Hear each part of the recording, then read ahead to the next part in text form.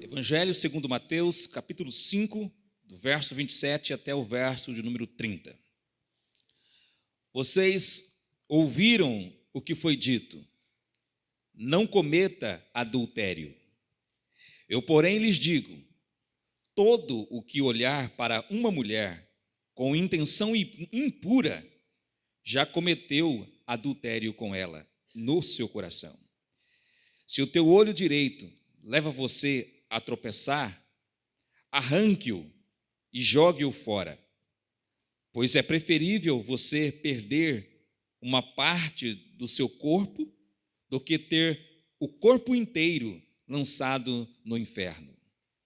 E se a sua mão direita leva você a tropeçar, corte-a e jogue-a fora, pois é preferível você perder uma parte do seu corpo do que o corpo inteiro ir para o inferno.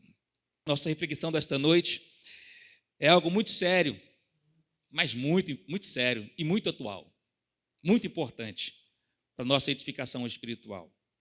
Então eu creio que hoje e também nos nossos próximos estudos, que vamos falar sobre a questão do adultério, eu creio que Deus vai dar uma apertada em nós, com o objetivo de nos trazer de volta, com o objetivo de tratar algumas áreas em nossas vidas.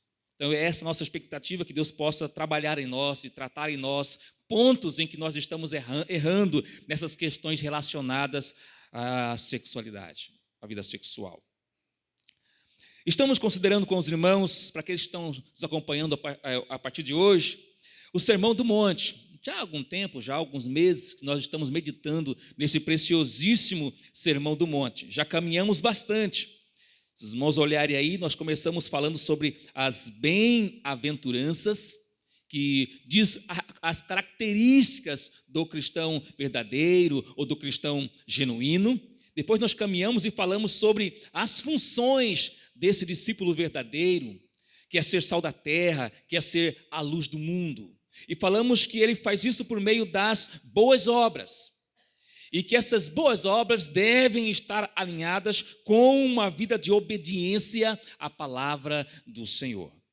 E aí nós começamos a considerar alguns mandamentos, e falamos no nosso último estudo sobre o homicídio. No verso número 11, capítulo 5, verso número 21, Cristo diz: vocês ouviram o que foi dito aos antigos: não mate. Nós consideramos isso aqui e nós falamos que a ira já configura e já é um homicídio segundo Cristo. Foi esse nosso entendimento. Agora, hoje, queremos meditar um pouco com os irmãos sobre a questão do adultério. O que Cristo tem a dizer a respeito desse assunto, do adultério. Algo tão sério e tão necessário de se falar nos dias atuais em que nós estamos vivendo. Primeiramente, meus irmãos, Cristo começa seu assunto a falar sobre o adultério, dizendo que naqueles dias havia uma interpretação muito errada com respeito ao adultério. Assim como foi na questão do homicídio, os judeus também pensavam assim: se não cometi o ato de adultério, então nunca transgredi este mandamento. Então eu sou um perfeito observador desse mandamento: não adulterarás, porque eu nunca cometi o ato de adultério. Então era assim que eles pensavam. E, meus irmãos, será que não é assim também que nós temos pensado? Será que também não é assim que nós consideramos o texto? Eu creio que todos nós aqui, a grande maioria, crê que nunca cometeu esse pecado: não adulterarás. Eu não. Outro pecado sim, mas esse não adulterarás eu nunca cometi, devido à interpretação errada. Então nosso objetivo aqui hoje é falarmos um pouquinho, meditarmos um pouquinho sobre essa correta interpretação que Cristo vai dar a respeito desse mandamento: não adulterarás. Vamos então à interpretação que Cristo nos dá a respeito desse mandamento. O que significa não adulterarás, segundo os ensinos de Cristo. Meus irmãos, segundo Cristo, o olhar impuro, o desejo impuro do coração, a cobiça, já é um adultério. Não é isso que nós lemos? Olha o verso 27. Vocês ouviram o que foi dito, não cometa adultério. Agora, o que ele tem a dizer? Eu, porém, lhes digo, todo o que olhar para uma mulher com intenção impura, já cometeu adultério com ela no seu coração. Então, segundo Cristo, o olhar impuro já configura um adultério. A cobiça já configura um adultério. William MacDonald, ele vai dizer assim: a mera abstinência do ato físico não era o suficiente. Tem de haver pureza interior. O pecado começa na mente, e se o nutrirmos, certamente cometeremos o ato. E aí você lembra de Davi. Deveria estar na guerra, mas ficou lá no palácio. E aí um dia saiu no terraço lá e olhou e viu Betseba tomando banho. Mulher bonita, disse: quem é? É Betseba, mulher de Urias o Heteu, que está na guerra. Mandou trazê-la e teve relação sexual com ela, cometendo adultério. Como começou? No olhar, no pensamento. Aquele que olhar para uma mulher com condição impura no coração já adulterou com ela. Agora, meus irmãos, olha o que o reverendo Hernandes Dias Lopes nos diz sobre esse olhar. Talvez você pergunte, mas como assim? Qualquer olhar já configura um adultério? Ouça com atenção o que o reverendo Hernandes Dias Lopes diz a esse respeito. Embora os homens não possam julgar o olhar adúltero e o coração impuro, Deus, que sonda os corações, condena a intenção como se pecado consumado fosse. O olhar que Jesus menciona não é apenas casual e de relance. Antes, é um olhar fixo e demorado, com propósitos lascivos. Não é uma situação acidental, mas um ato planejado. É o que Cristo está falando. Não é algo casual. Você passou, bateu o olho. E aqui, meus irmãos, o texto não é só para homem. É verdade que o homem é muito mais atraído pelo que vê. É verdade. Mas a mulher também. Numa proporção menor, mas também. Assim como para o homem o mais forte é o que vê, não o que ouve, mas isso não quer dizer que ele também não é seduzido pelo aquilo que ele escuta também. É também pelo aquilo que ele escuta. Meus irmãos, olha o que Carson vai nos dizer. Pergunta séria para todos nós.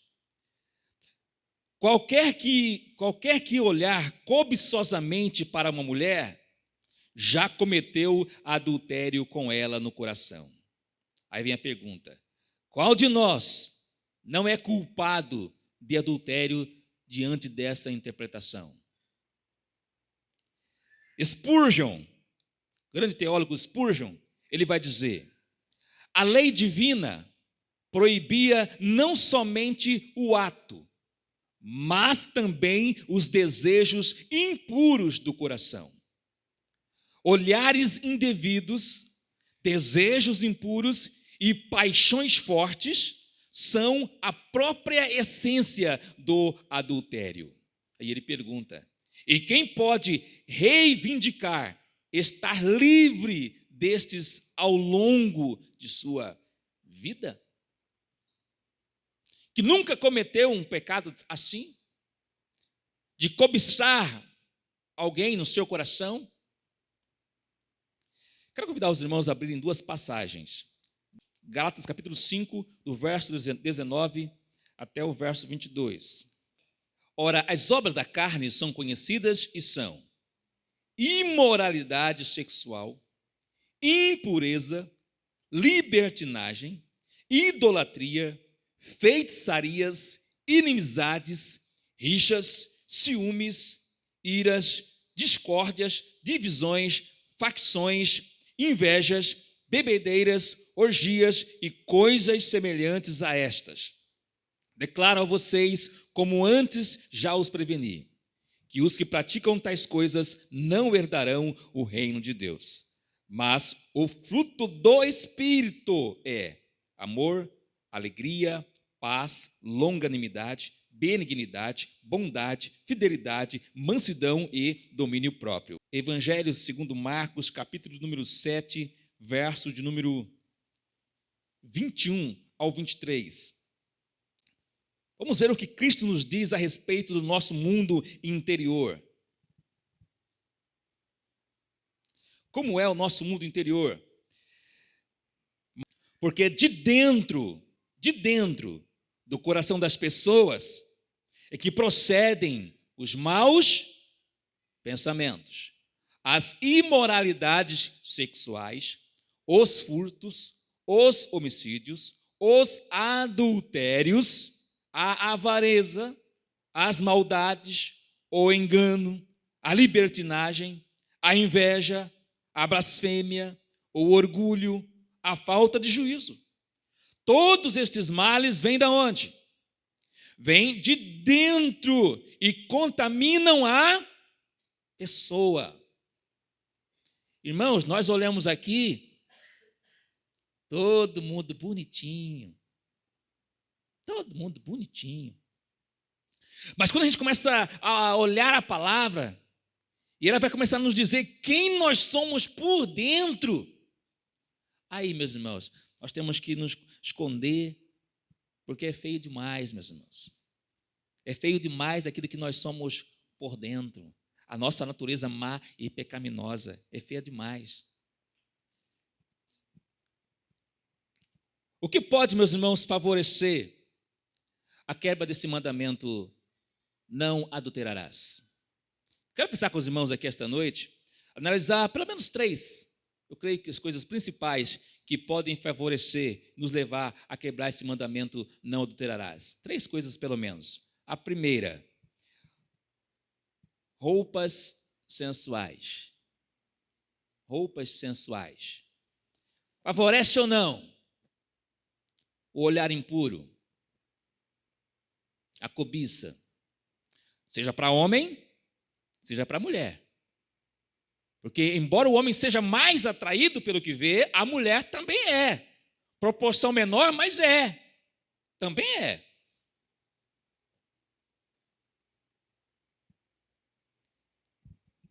John Stott, ele vai dizer assim: uma coisa é fazer-se atraente, outra coisa é fazer-se deliberadamente sedutora.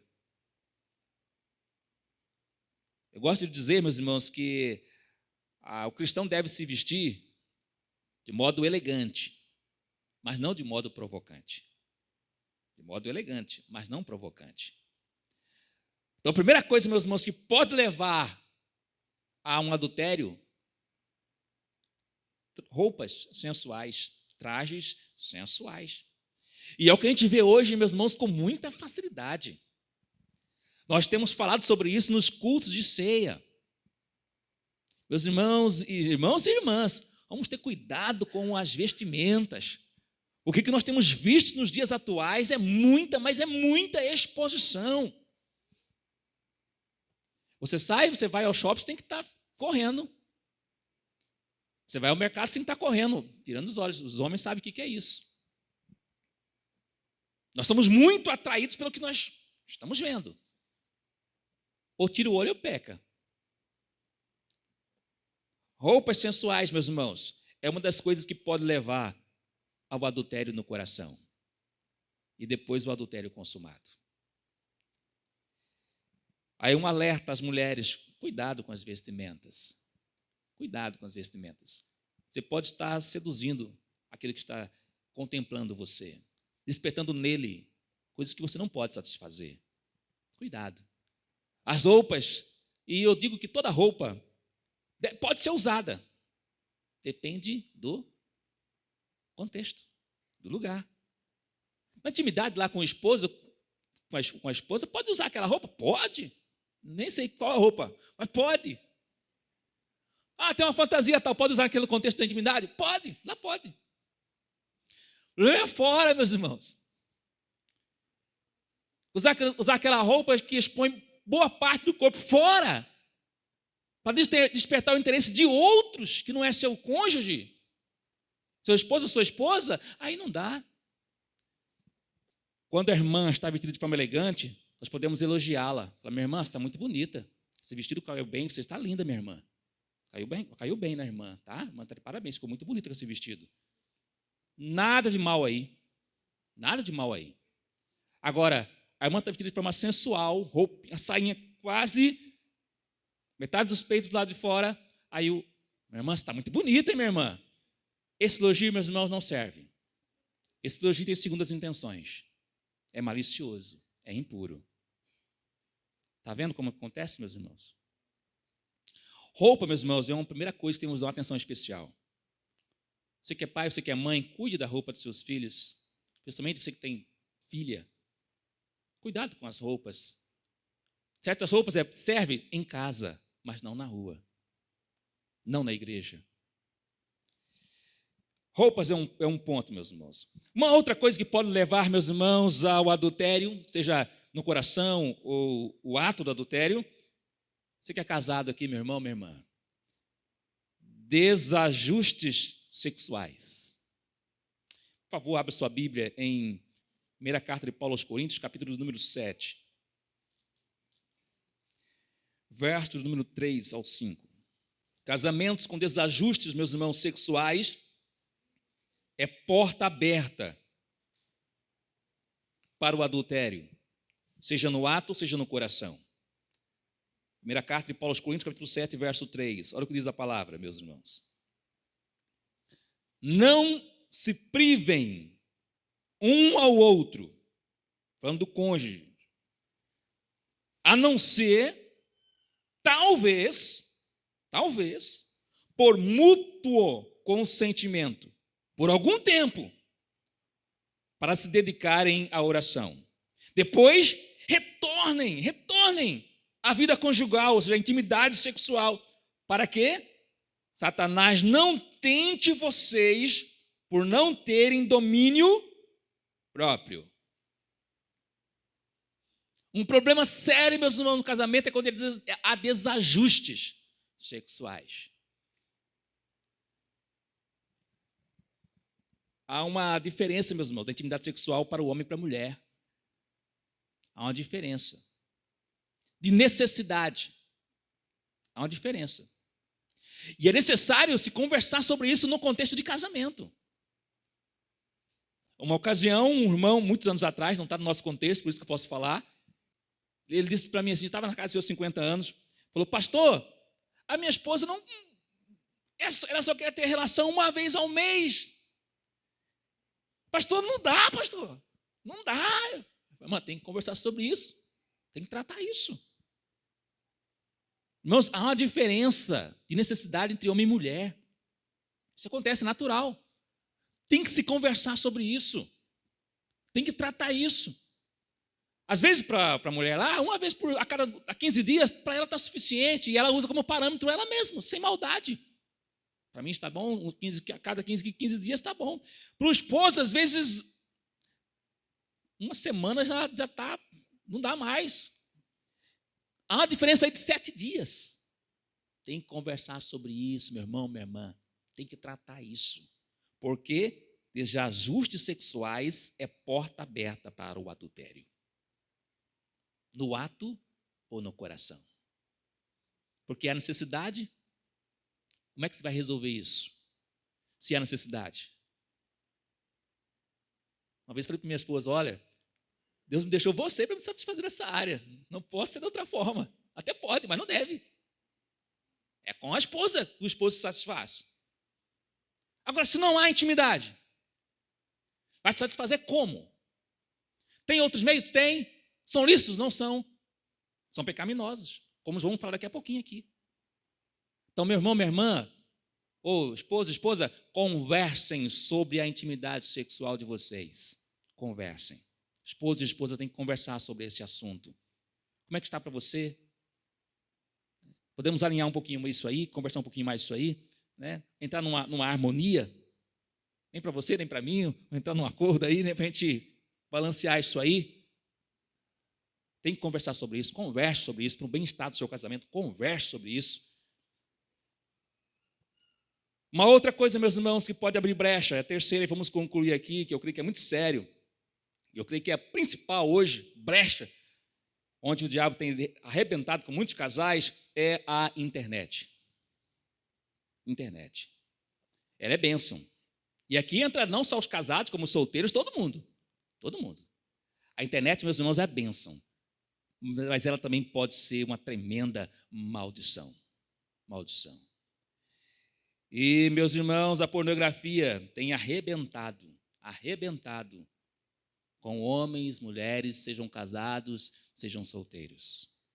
A irmã Aline Regina, o ano passado, esteve aqui e ela pregou um duro sermão falando sobre a questão da pornografia nos dias atuais.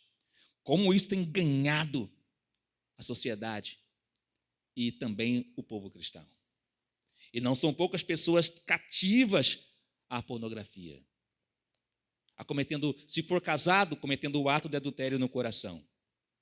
Se for solteiro, fornicação, prostituição, imoralidades sexuais antes do casamento. Pecado também. Agora, meus irmãos, acontece que nós não falamos sobre isso. Parece que ninguém aqui tem problemas com pornografia, todo mundo aqui está belezinha, santinho. Aos casados, quero aqui me dirigir um pouquinho esta noite. Depois aos solteiros, depois aos pais de adolescentes e jovens esta noite. Aos casados, a nós casados. O pecado de adultério tem que ser tratado com Deus e com o cônjuge. O pecado de adultério tem que ser tratado com Deus e com o cônjuge. Seja ele o literal, físico, o ato de adultério mesmo, ou do coração, tem que ser tratado com o cônjuge. Eu nunca cometi o ato de adultério. Pela graça e misericórdia do Senhor, nunca cometi o ato de adultério. Mas já cometi o adultério do coração. Já tive que chegar na minha esposa e falar, olha, me perdoe, eu pequei contra você. Primeiro pequei contra Deus, depois pequei também contra você. Me perdoe. Porque eu não creio que é possível libertação sem o perdão de quem você ofendeu. A legalidade ali, do diabo te atacar, te acusar. A legalidade. E você não pecou apenas contra Deus, contra seu cônjuge também. Então, se você é casado, está envolvido em práticas de pornografia, tem que confessar a Deus, mas ao cônjuge também. Tem que chegar lá, seja o esposo ou seja a esposa, tem que confessar, olha, estou pecando contra você nessa área. Já tratei com Deus lá, agora quero tratar com você aqui também. Por favor, me ajude. Preciso que você me ajude nessa área aqui. Não consigo sozinho, me ajude. Tem que tratar também. A Bíblia diz, meus irmãos, que o diabo é o pai da mentira. É possível alguém, meus irmãos, encontrar vitória nessa área, caminhando em mentiras, enganando o cônjuge? Está lá sozinho, praticando, depois já, o Senhor, o que eu fiz? Me perdoe, Senhor, me perdoe, Senhor.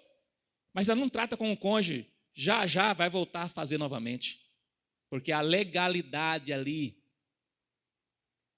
você deu legalidade para o diabo continuar te atacando e derrotando, porque não foi tratada a situação. Não houve um pecado apenas contra Deus, foi contra o cônjuge também. Vocês são uma só carne. Então, aos casados, quero convidar você, meu irmão, minha irmã, se está envolvido nessa prática, converse com o seu cônjuge sobre isso. Não é uma conversa fácil, não, mas necessária, para você sair desse poço. Pode doer, mas é necessário. Conversa sobre isso. Talvez seja necessário que o seu cônjuge fique com o celular. acompanhem firmemente você no celular, no computador, para lhe ajudar a vencer aquilo. Talvez seu cônjuge nem sonhe que você tem essa prática, ou que está preso nessa prática. Talvez nem sonhe. Que você está lá sofrendo sozinho e tentando sair, não consegue. Não vai sair mesmo, porque você está preso. Para sair tem que tratar. Como se trata com Deus e com o cônjuge. Tem que tratar isso. Quero desafiar você, em nome de Jesus, se está envolvido nessa prática, a confessar isso, a tratar isso. Aos solteiros. Uma palavra agora aos solteiros com respeito à pornografia. É necessário tratar o pecado com Deus e é necessário compartilhar isso com alguém de confiança para lhe ajudar. Você não vai conseguir sair desse buraco sozinho. Não vai. Jovens e adolescentes. Você não vai conseguir. É uma fase complicada. Os hormônios estão lá, tudo muito flor da pele. É necessário compartilhar com alguém de confiança. Procure alguém de confiança. Diga, olha, eu estou tendo problema com isso aqui. Estou tentando sair, estou tentando parar e não consigo. Me ajuda, me ajude, me acompanhe. Liga para mim de vez em quando. Quando me encontrar, pergunte como é que estou nessa área. Eu não consigo sair sozinho. Você que é jovem, você que é adolescente, estamos à disposição para conversar com você, para ajudar você, para caminharmos juntos. Porque eu sei o que é isso, já passei por isso.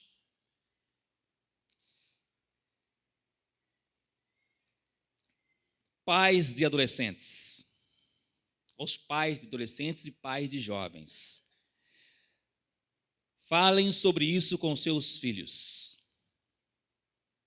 Você que é pai de adolescente aqui, mãe de adolescentes e jovens, conversem com seus filhos sobre isso. Filho, filha, vamos sentar aqui. Como é que você está, filho, filha, nessa área? Como é que você está? Papai e mamãe estão aqui, vamos conversar sobre esse assunto. Pai, mãe, vamos dizer para nossos filhos que nós somos pecadores também. Para que mostrar que nós não somos pecadores iguais a eles? Eles são pecadores, nós não. Mas nossos filhos olham assim para a gente. E aí não compartilha o que está passando. O que papai vai pensar? O que a mamãe vai pensar? Se souber, se descobrir que eu estou preso aqui, envolvido nisso aqui, o que eles vão pensar? Aí o filho está lá, a filha está lá, quase morrendo naquela questão, naquele vício, que é um vício terrível. Só quem já passou sabe o que é isso mesmo, é um vício terrível. Ele está lá tentando, pedindo ajuda e socorro. Mas ninguém percebe isso. Pai e mãe, converse sobre isso, confronte. Logo que meu filho entrou na puberdade lá, Robinho, chamei para conversar. Filho, vamos conversar aqui, senta aqui, vamos conversar. Chegou na fase complicada, filho. Aqui para frente, filho, é só luta, é só guerra interna, filho. É terrível daqui para frente. E vira e mexe, filho, como é que você está nessa área? Como é que estão as coisas, filho? Filho, eu já passei por isso também. Eu sei o que é isso, filho. Vamos caminhar junto, né? Para a gente vencer isso aí. Se há dificuldade, filho, dá o celular aqui, vamos guardar aqui. Ficar um pouco sem ele. Meu filho tem 18 anos, essa semana eu conversei com ele e falei, filho, você tem 18 anos, eu creio que você já pode ficar com o celular à noite, no quarto, para dormir. Mas vou deixar para você. Ao você sentir que está mais robusto, mais forte, espiritualmente, tem condições de ficar com o celular à noite e dormir bem, o celular fica com você. Você que vai dizer quando vai ser esse momento. Nós colocamos esse princípio de não deixar dormir com o celular. Nós colocamos. Agora, você está chegando aos 18, já chegou aos 18, está caminhando para 19. Está chegando a hora de você ficar com o celular. Controlar isso. Se prepare para isso.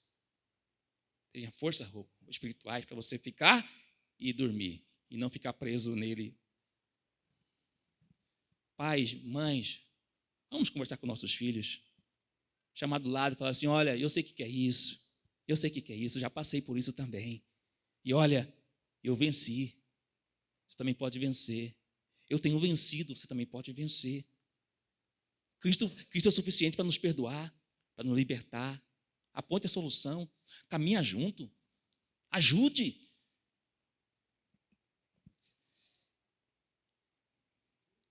Diante, meus irmãos, dessa correta interpretação que Cristo nos dá a respeito do adultério, a pergunta que nós finalizamos aqui esta noite é: quem nunca quebrou esse mandamento? Quem aqui pode dizer que nunca quebrou esse mandamento? Não adulterarás. Martin Lloyd-Jones, ele vai dizer assim: o fato que você nunca cometeu o ato de adultério não indica que você não tenha qualquer culpa, pois o que dizer sobre o seu coração? Próximos estudos, meus irmãos, vamos trabalhar e conversar sobre como tratar o adultério. Como tratar o adultério? Cristo vai dizer no verso do que nós lemos aí em Mateus. Por ora, meus irmãos, o assunto é extremamente sério e temos que tratar sobre isso. Meu irmão, minha irmã, como é que você está em relação ao adultério? Há alguém aqui no nosso meio envolvido no ato de adultério? Se há, quero convidar você a parar em nome de Jesus, porque há uma diferença de consequências no adultério no ato e no adultério no coração. Os dois são pecados, mas há diferença de consequência do ato para o coração. Quando você curvar sua cabeça para que nós possamos orar, e eu não quero aqui acusar você, porque eu também sou tão pecador quanto você. Eu quero falar com você que tem cometido esses pecados atualmente.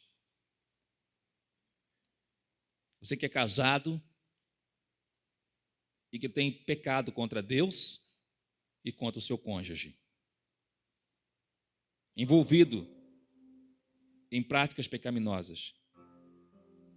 Talvez você não tenha cometido o ato de adultério, mas talvez atualmente esteja preso aí